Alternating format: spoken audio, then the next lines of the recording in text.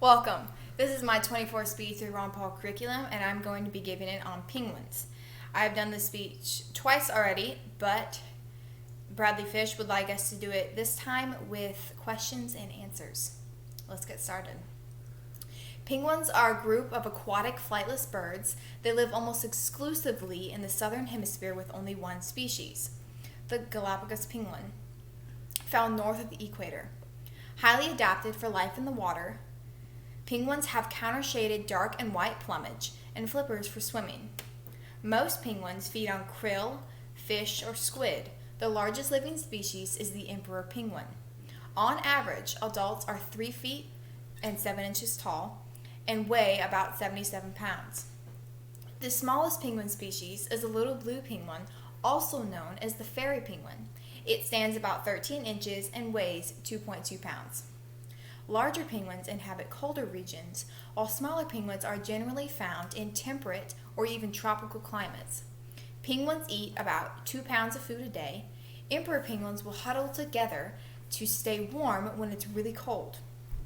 And penguins, sometimes 1,000 penguins or more, will huddle together and create large groups to keep themselves warm. A penguin has a large head, short neck, and elongated body. The tail is short, stiff, and wedge-shaped.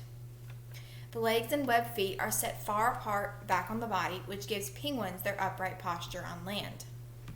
Emperor penguins are uniquely adapted to survive harsh conditions when temperatures can drop down to a bone-chilling negative 50 degrees, and with winds up to 200 kilometers an hour. They have 2 layers of feathers, a good reserve of fat, and proportionally smaller beaks and flippers than other penguins to prevent heat loss. The predators that pose a threat to emperor penguins in the wild are sharks, killer whales, seals, and birds such as the Antarctic giant petrels. The only penguin species that breeds during the Antarctic winter is the emperor penguin. The female lays a single egg, which is incubated for just over 2 months by the male while the female returns to the sea to feed.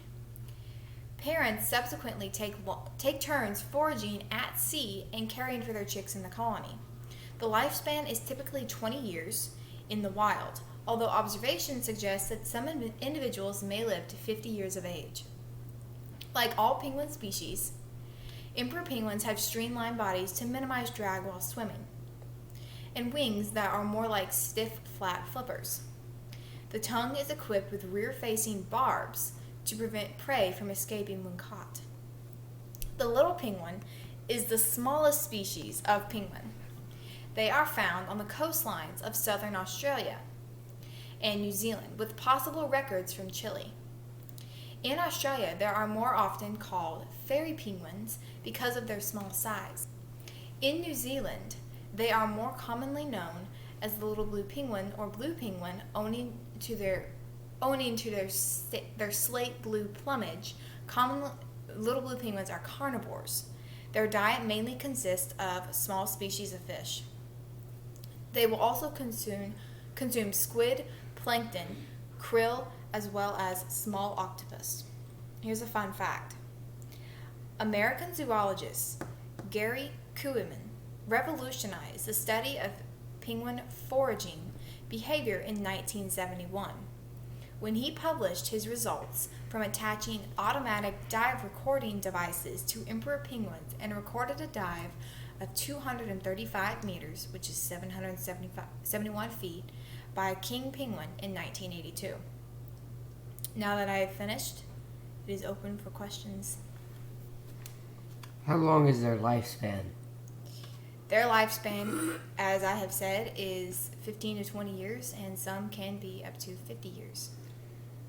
How long does it take till they reach full maturity? I do not know that question. What time of day do they hunt? Time. I don't know that one either. How long do they stay with their mother? They stay with their mother from 7 weeks to 13 months. How cold does it get until it's too cold? I do not know that, but they start to huddle with each other to stay warm at about negative 50 degrees.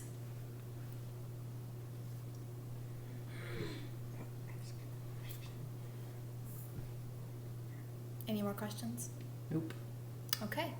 This concludes my speech. Thank you guys for watching. I hope you enjoyed.